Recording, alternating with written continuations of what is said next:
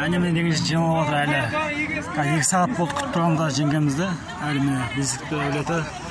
Құдағилар, құдекеңнің наңашылары, шен бөлелер бәрі жиналып отыр үшін. Екі жақ.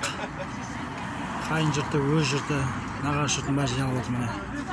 Әлі күтіп отырмыз. Күн тамаша керемет болып тұр. Негізі қуаныш той болудың адамның жаңағы ниетіне байланысты дейді ғой, ауа райы. Адам өзі қандай болса, керемет болса, ауа райы да сонда керемет болады дейді.